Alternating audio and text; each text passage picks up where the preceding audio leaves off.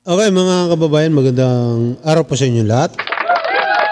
Ito po mga kababayan itong nangyari dito sa Spain, sa bansang Spain na bumaha po ng putik. Mas matindi sa kanila kaysa sa nangyari sa Bicol mga kababayan. Ito sa Spain mga kababayan ay higit 200 na po ang nabatay sa kanila mga kababayan. Tapos yung mga sasakyan nila, ganun kasi, palusong yung lugar ng baha na to. Yung binaha na lugar ng Spain na to. Ganun, medyo pa lusong. Kaya yung putik nanggagaling sa taas, rumagasa papunta sa baba mga kababayan. Hanggang sa yung mga sasakyan, sasakyan, nag-ipon-ipon doon sa pinakababa dulo kaya nagpatong-patong na parang mga kalakal. Yung kanilang mga sasakyan at saka yung patay higit 200 na mga kababayan. Bakit natin pinag-uusapan ito mga kababayan? Kasi po kinukumpara ko sa nangyari dito sa Bicol mga kababayan at saka sa Batangas. Na ultimo nga malalaking bansa, hindi nakakaligtas sa kalikasan mga kababayan. Diba? Hindi po sila nakakaligtas. Kaya wala po dapat talaga tayo sisihin kahit na sino. Ang kailangan po natin gawin, siguro mga kababayan, ay magdasal. Seryosong pagdadasal. Wag po tayo magdadasal na gagamitin natin yung Panginoon para kumita lang tayo mga kababayan. Hindi na ako mababanggit ng mga religious na gumagawa ng mga pagdadasal para lang payamanin yung sarili nila. Hindi tayo mabanggit. Alam naman natin kung sino-sino yan. Hindi ko na babanggitin yung QGC mga kababayan. Okay. Ang punto ko dito mga kababayan, kasi itong mga didishit na to, sinisisi nila si Pangulong Bongbong Marcos sa pagbaha. Kung bakit daw may namatay, kung bakit daw mayroon na baha. Samantala, hindi pa tayo ganong kayaman dito mga kababayan. Hindi pa kilala yung bansa natin na mayamang bansa. Hindi katulad dito sa Spain. Mga kababayan, itong Spain na to, kilala na po sila. Mayroon po sila dun hari. Ang kakaibahan lang dito mga kababayan dito sa atin, may respeto tayo sa presidente natin. Sa kanila po mga kababayan, sobra po ang tatabang nila. Kasi ultimong presidente nila doon, ultimong hari nila, kayang-kaya po nila batuhin. Kayang-kaya po nila batuhin kapag nagalit itong mga mamamayan, mga kababayan. Kaya lang, hindi pa rin maganda yan Hindi pa rin maganda kasi hindi naman pwede sisihin natin yung hari o kaya yung presidente sa mga dumarating na mga kalamidad katulad yun ito ng mga pagbaha na ito mga kababayan. Diba? Dito sa Pilipinas, sinisisi ng mga didishit sa bagal daw ng pagresponde. Si Pangulong Bongbong Marcos sinisisi nila. Mabagal daw yung pagresponde. Ang gusto yata nila mangyari mga kababayan, habang bumabagyo, habang bumabaha, si Pangulong Bongbong Marcos nagre-rescue. Yan yata ang gusto nila mangyari, excuse me. Ito mga kababayan, papanood ko sa inyo itong balita na ito mga kababayan. Panoorin niyo mga kababayan itong balita na ito. Ito mga kababayan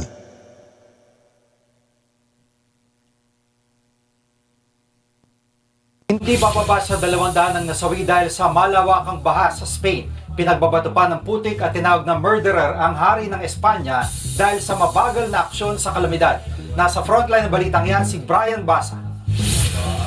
Mga daang maputik at mga bahay na wasak-wasak, mga sasakyang tumagilid at nagkapatong-patong pa. Ganito ang sitwasyon ngayon sa Valencia, Spain matapos ang malawakang pagbaha roon noong nakaraang linggo.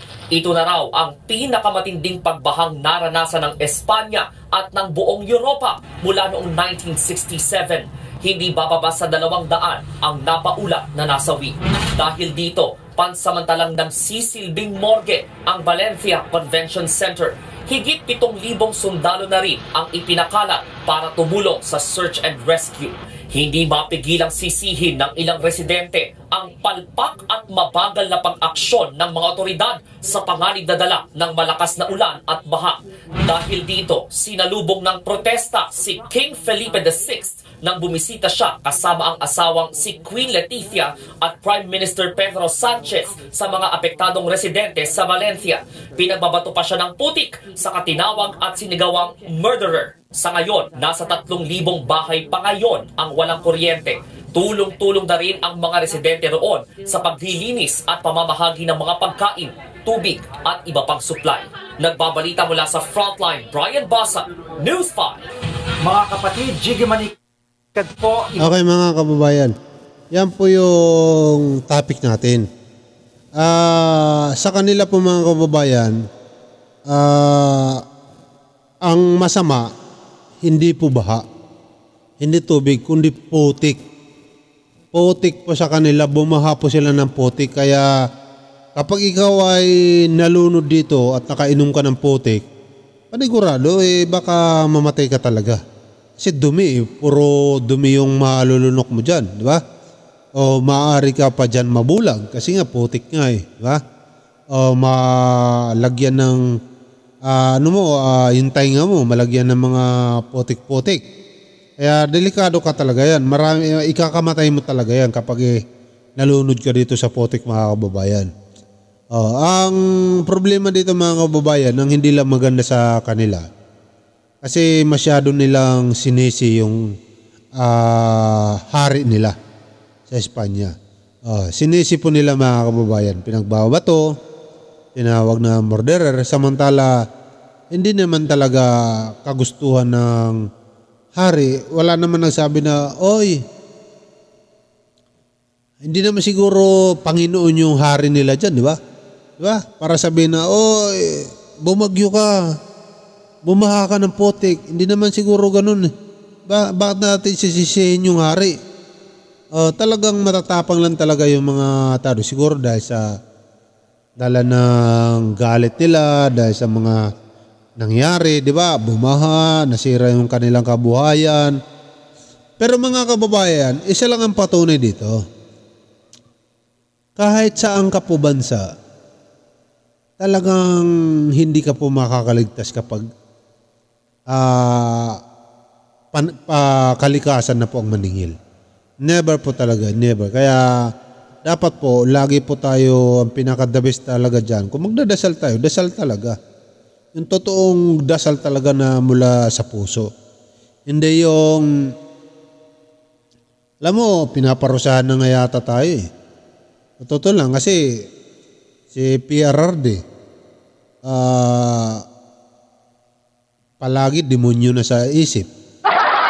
Diba si Vice President Sara Duterte, ganun din. Puro kademonyoan din ang nasa isip. Diba si Mayor Basti Duterte, ganun na naman. Puro kademonyo na naman ang nasa isip. Pasasabugin yung norte kapag sila nakabalik sa palasyo. Si BP Sara, presidente ng impyerno. Si Digong, gusto hilain papuntang impyerno si Rizon Tiveros.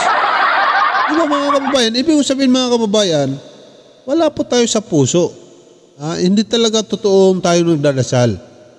Yung iba dyan, ibang mga reliyon dyan, ginagamit yung Panginoon para yumaman. Mga kababayan ginagamit yung mga sarili, anak ng Diyos, sanagad, kung ano-ano pa. Kaya po mga kababayan, hindi po tayo nakakaligtas sa parusa ng kalikasan. Yung mga puno natin, pinagbabaklas, pinagpuputol-putol. Hindi po talaga tayo makakaligtas mga kababayan kung ganito lang palagi ang ating mga iniisip. Sa totoo lang. Kaya sana magdasal po tayo ng maigi, yung taos pusong magdadasal. Kahit siguro wala kang binibigay, importante magdasal ka, di ba? Mula sa puso, isip, para yan ang pinaka natin. Yan yung ating asset mga Pilipino. Madasalin po tayo. Kaya kung mayroon mga kalamidad, hindi tayo basta natutulad sa Spain, sa China, kung saan sa paman mga lugar mga kababayan na halos libo-libo yung mga napapatay sa kanilang mga dinanas na kalamidad, di ba? Yan pa rin ang pinaka the best na asset natin mga kababayan. Dahil mapagdasal tayo. Kaya sana dito sa mga didisyet, wag na po natin sisihin yung administrasyon, di ba? Para naman ito sa tingin nyo ba, gugustuhin ba ni Pangulong Marcos na laging may namamatay, laging may baha? Hindi niya gugustuhin yun. Bakit? Hindi po siya makakatipid kapag ganun, di ba? Kapag may kalamidad, gagastusan mo siyempre, di ba? Para makabangon sila. Hindi po tayo makakatipid dyan. Kaya kahit sinong tao, kahit sinong pangulo, hari, kung ano pa man dyan, hindi nila gusto na may nasasaktan. Kasi unang-una, hindi po sila makakatipid mga kababayan. Yun lang yun ha. Ibig sabihin mga kababayan, yung Spain, binaha. Yung China, binaha. Daming patay. Tayo pa kaya? Diba? Ang pinaka-importante dito natin gawin, magdasal po talaga tayo ng mula sa ating puso. Yung totoong dasal, hindi yung nagdadasal tayo para lang makakita ng nagpakapalda. Gagawa tayo ng simbahan para lang yumaman. Diba? Dapat hindi tayo gano'n na sana matuto na po tayo mga kababayan.